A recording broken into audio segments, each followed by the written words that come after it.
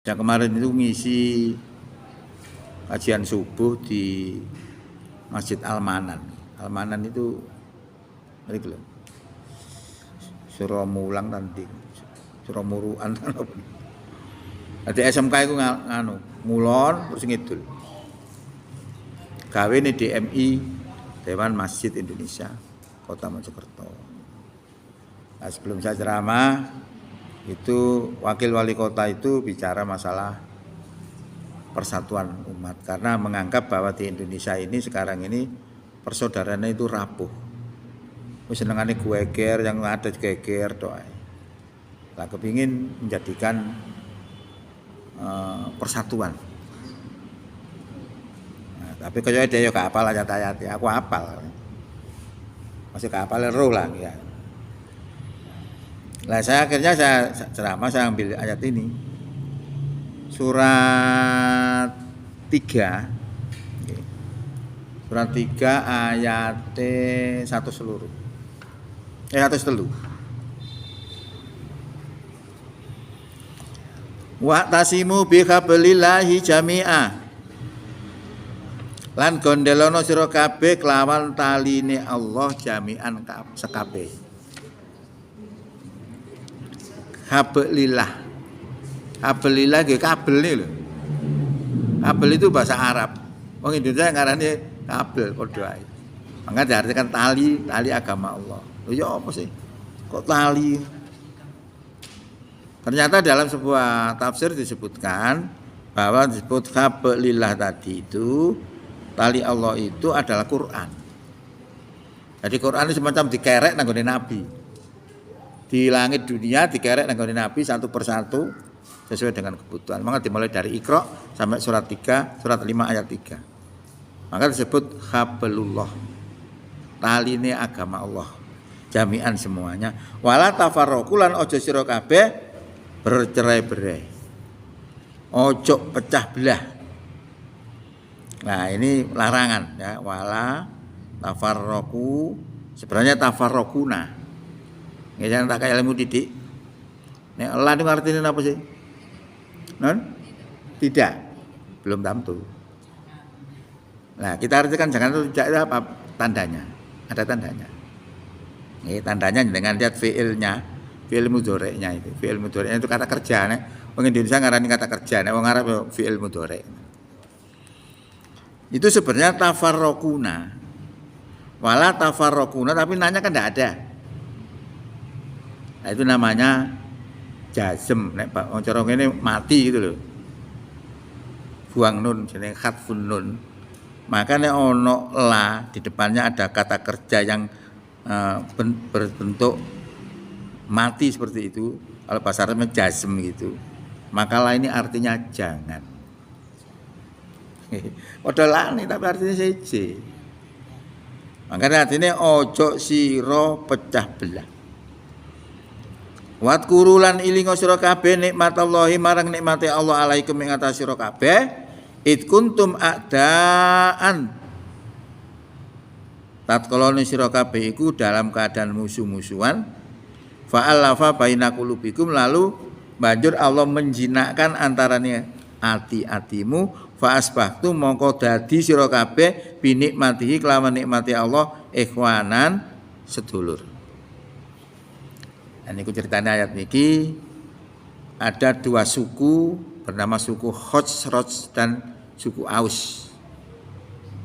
Dua suku ini sebelum Islam datang sewenangane perang, bunuh-bunuhan. Begitu Islam datang lalu dipersatukan oleh Rasulullah, lalu dijinakkan oleh Allah hati-hati mereka itu, lalu mereka itu menjadi bersaudara. Disebutkan di sini wa kuntum lan sira kabeh biyen ala safa khufrati minan nar berada di tepi jurang neraka. Nah, kan permusuhan belum Islam ya neraka. Berada di situ dulu itu. Fa angqadzakum minhala mongko Allah nyelametno sira kabeh minha saking jurang tepi jurang neraka. Kadzalika kaya mengkono iku yubayyinullahu Allah menjelaskan lakum sira kabeh ayatihi ayat-ayat Allah la'alakum tahtadun supaya sira kabeh dadi wong oleh pituduh. Nah niki setelah orang-orang itu menjadi bersaudara, iki wong kafir gak seneng. Gak seneng lalu ngaco. Masuklah nyelundup di situ masuk ke dalam kelompok mereka, kelompok orang-orang beriman yang menjadi bersaudara tadi. Ya. Nah persaudaraan dalam Islam itu kan tidak diikat karena partainya, karena golongannya tidak. Persaudaraan dalam Islam itu diikat dengan keimanan. Innamal mu'minuna ikhwatun, saat temene wong iman itu sedulur. Tapi orang sekarang itu sulit. Kalau kita terapkan akidah itu kuat, pokok Islam ya bolo. Sekarang enggak, masih Islam lah duduk kelompoknya gak gelem. Bisa juga diarani kafir. Mana diarani kafir, artinya oleh dintit.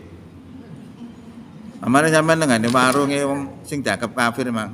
Mangan godoh 5, sampean ora loro gak apa-apa. Itu bagi orang yang seperti itu. Maka sangat berbahaya. Nah itu orang itu akhirnya bagaimana supaya merusak persaudaraan itu nyusup temeriku. Dilingno zamane peperangan biyen. Akhirnya bangkit mau arah. Dua-duanya akhirnya mau perang. Lalu didengar oleh Rasulullah, lalu kemudian Rasulullah melerai.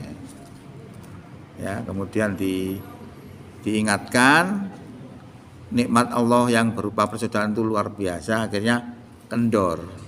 Semangat marahnya tadi hilang lagi, akhirnya sadar dia kembali lagi jadi bersaudara. Nah sekarang ini sebenarnya sama. Kalau kita melihat ya NU dengan Muhammadiyah itu koyoknya gak sakor ketulian. Padahal itu dulur kandung. Karena dulur kandung itu saya gini. Namanya Kiai Haji Hasyim Asy'ari, ketua NU, dengan Kiai Haji Ahmad Dahlan, itu tunggal guru.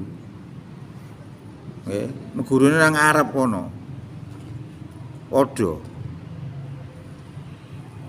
Lho saiki kok musuhan. Nah, terjadi perbedaan pendapat itu karena apa?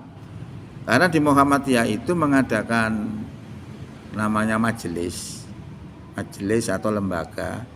Itu kalau di dalam negara nama setingkat menteri. Menteri itu apa sih? Pembantu presiden kan gitu. Nah, kalau di Muhammadiyah namanya majelis atau lembaga. Jadi fungsinya majelis atau lembaga itu membantu pimpinan Muhammadiyah. Lah bidangnya macam dewe-dewe. Ada bidang kesehatan, ada bidang pendidikan, ada bidang dakwah, ada bidang hukum, ada bidang keuangan. Lah tahun 1929 niku mendirikan yang namanya Majelis Tarjih. Nah, Majelis Tarjih ini berfungsi untuk berbicara masalah fikih. Nah, kan ditetapkan fikih di Muhammadiyah itu tidak mengacu kepada salah satu madhab 4 enggak. Tapi membuat sendiri ya berdasarkan Quran dan hadis yang sahih. Maka kalau dalam Muhammadiyah itu mana wong nglakoni iki kita enggak usah ragu-ragu, kalau enggak ada dasarnya enggak usah repot. Enggak usah dasarnya enggak usah dilakoni. Selesai. Disitulah mulai beda. Nah, sementara dari NU acuannya adalah mazhabnya Syafi'i. Lah di sini. Lah sekarang umat Islam sendiri, di Muhammadiyah sendiri ya juga belum konsekuen. Misalnya sholat nang ngene Masjid Muhammadiyah. Jenengan teliti temen. Sami Allahu liman hamidah. Enten sing dakep ta mboten? Enten sami Allah liman hamidah lho, kok gak padha sih? Muhammadiyah gak padha. Sebabnya apa? Sing diji bukan kitab Muhammadiyah. Lah yang seperti gini atau gini sudah dibahas di dalam kitabnya Muhammadiyah, kitab fikih dalam kitab Tarjih itu tadi. Lah Muhammadiyah jarang ngaji itu, justru ngambil orang lain yang orang lain itu tidak ngerti HPT. Ya itu terjadi sedang berenang. Coba jangan lihat LDI. Saya sholat siapa sudah tahu. Misalnya Sami Allah liman hamidah, LDI mesti jawabnya Robbana walakal ham. Bareng mesti. Karena kitabnya sama, dia menggunakan kitabus sholat. Kitabus sholat wa dewi. Nah kita enggak. Maka di kota itu sudah saya galakkan, ajari itu HPT. Sudah sama. Misalnya kau takbir yoyo kok nggak luru. Allahu Akbar, Allahu Akbar. Ono sing Allahu Akbar, Allahu Akbar, Allahu Akbar. Sing ndi sing bener? Ada yang mengangkat tangan, ada yang Kedua-duanya ada hadisnya. Ada dasarnya. Tapi di Muhammadiyah sudah diroja. Diroja itu dipilih yang terkuat alasannya, itu menggunakan dua. Nah gitu nggih. Dadi ana telu Pak wis gak ada dilono. Ya ada hadisnya. Cuma di Muhammadiyah itu prinsipnya begitu. Sudah dirojah, sudah diselidiki, dipilih yang terkuat, lalu menggunakan dua. Sama dengan kalau Assalamualaikum warahmatullahi wabarakatuh, nek sholat nggih. Assalamualaikum warahmatullahi wabarakatuh. Enten sing Assalamualaikum warahmatullahi wabarakatuh. Assalamualaikum warahmatullahi. Enten sing Assalamualaikum warahmatullahi. Assalamualaikum warahmatullahi. Lho kok padha kan sing padha e. Pernah menjumpai ta mboten? Ayat apa nih menghadapi seperti itu? kan sama-sama ada. Nah itu karena panjangan juga belum paham siapa seperti itu. Di Muhammadiyah itu ada namanya pelajaran PHIWM, Pedoman Hidup Islami Warga Muhammadiyah. Kalau terjadi beda pendapat, rujukannya kembali kepada aturan organisasi. Aturan organisasi menetapkan salam komplit. Walaupun yang lain dasarnya seperti takbir 2 atau 3 tadi. Ya. Nah karena sekarang ini orang di Muhammadiyah sendiri, sing nyekel masjid ya gak konsekuen dengan Muhammadiyah. Gak ngerti. Betul saya. Karena apa saya ngomong gini? Saya itu punya ijazah ke Muhammadiyah, saya kuliah ke Muhammadiyah, saya tahu. Dan saya juga mengajar ke Muhammadiyah. Itu masalahnya. Karena mengambil orang itu tidak menggunakan aturan organisasi Muhammadiyah. Dia bangga dengan hadis. Nah, apakah di HP itu tidak menggunakan hadis? Ya sama, ada hadisnya, ada Qur'annya. Nah itu karena kekurangan kepahaman tentang Muhammadiyah. Ya. Kalau panjenengan di LDI wah kawaras, panjenengan ngrungokno pengajiane wong ae ditokno murtad. Ujune kon megat. Kan banyak orang LDI yang masuk ke Muhammadiyah saya. Ceramah enggak boleh. Harus melalui proses dulu. Digembleng ke Muhammadiyan dulu. Kalau sudah paham, ngerti, setuju, oh silakan. Itu. Nah, kemarin saya ngadakan itu. Training begitu jadi. Makanya kalau kita itu enggak memahami Muhammadiyan juga repot juga. Pengurus-pengurus Muhammadiyah kadang dikandani tambah ngelawan. Nah itu loh. Betul ini saya enggak ngomong, enggak bohong ini. Diberitahu itu orang gini. Sama nguring-nguring. Nah, itu yang terjadi. Ya. Coba kalau kita memahami, pasti sama.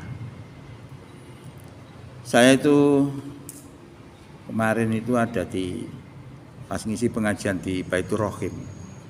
Baitur Rahim itu masjid itu ya, ngadol itu ya. Jalan Jawa itu. Nah saya itu Quran saya itu pas nggak enak tak kon ngimami sapa. Wong-wong nunjuk salah seorang anak. Loh, sholatnya persis Muhammadiyah. Tapi saya yakin itu bukan Muhammadiyah. Seandainya dia Muhammadiyah mesti jadi pengurus Muhammadiyah. Atau paling enggak mendekat. Saya langsung ngecap mesti Salafi. Aku ngomong akhirnya kepada Pak Salafi nggih Pak. Lho kok ora Pak Heru? Ya ora lah. Terus karena memanggil guru TPQ dari Salafi, ya, berarti Salafi benar Kak Preset. Nah, gitu-gitu kan juga perlu bagi kita itu. Nah, ada sebenarnya larangan-larangan itu karena jalan Salafi atau yang lainnya itu sebenarnya kan anak-anaknya Muhammadiyah. Asalnya anak Muhammadiyah. Karena masjid-masjid itu banyak yang belum sertifikat. Itu bisa diambil. Disertifikatkan. Itu terjadi kisah nyata. Makanya akhirnya melarang. Gitu loh. Nah, saya itu tahu, saya sering mengikuti kajian-kajian di wilayah. Nah, seperti contoh begini, ini kan kita harus pahami. Nah, kalau kita kepengin podo ya kumang kitabnya harus sama, sing diji harus sama. Nah, kayak sing ngajine beda-beda, nggo nyeluk ulama atau ustadz si A, dia nggak ngerti. HPT misalnya. HPT itu himpunan putusan tarjih. Jadi kitab fikih Muhammadiyah itu disatukan dalam satu kitab yang namanya HPT, himpunan putusan tarjih. Itu mau macam-macam. Lah ini jarang dikaji. Gitu loh. Nah ya itu. Makanya jangan heran terjadi centang perenang tak salat tak wis gak sing padha. Enten sing atahiyat ngenten, enten sing ngenten ya. Nah, kedua semuanya itu ada hadisnya, tapi yang direkomendasikan oleh Muhammadiyah itu yang kenceng. Oke, nah ngenten kan harus tahu. Apa kira gak harus sing ngene jero. Contoh ya. Contoh nih.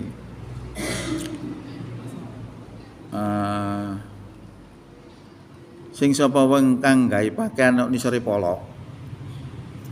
Ini sore mata kaki nggih. Finar. Mun sering dengar nggih. Masuk neraka. Sehingga wong gawe pakaian cingkrang-cingkrang. Muhammadiyah tidak pernah membuat fatwa itu loh. Pertanyaannya apa mau aja gak roh hadis itu? Tahu.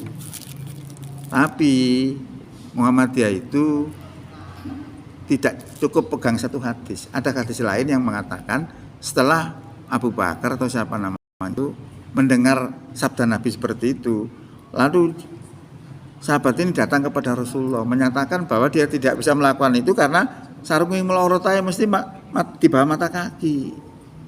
Oleh Rasulullah tidak disalahkan, dibolehkan. Berarti yang tidak boleh tadi karena tradisi mereka itu kalau dulu itu di bawah mata kaki namanya itu sombong. Kan beda. Nanti bukan literasi dan lateral enggak. Tapi ada pemikiran-pemikiran yang lain. Itu contoh seperti itu.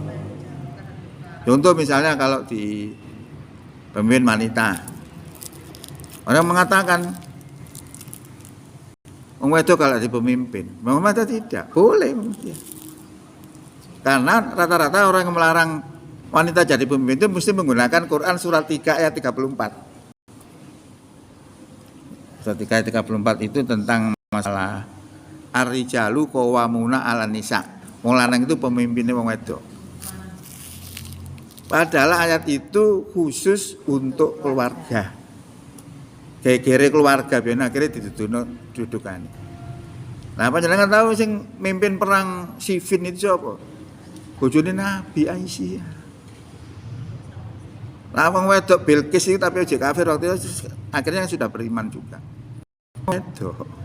Enggak apa-apa boleh. Maka di Muhammadiyah tidak mengharamkan wanita jadi pemimpin. Yang lain mengatakan enggak boleh. Nah, kan itu masalahnya itu. Tidak sama pendekatannya. Banyak orang-orang aku Quran hadis, iku yang Quran hadis, tapi siji-siji sampai namanya Adi Hidayat dilokno kafir. Kan ada. Luar biasa lagi. Makanya kita itu harus paham seperti itu. Pun nggih. Cukup niki. Tuh, itu bisa pas ah? Pas. Ini pun jadi apa yang kami sampaikan mudah-mudahan menjadi wawasan atau renungan bersama untuk lebih kita meningkatkan keimanan dan juga menambah wawasan keislaman kita sehingga kita memandang apapun itu secara luas. Mudah-mudahan manfaat. Bila taufik wal hidayah. Wassalamualaikum warahmatullahi wabarakatuh.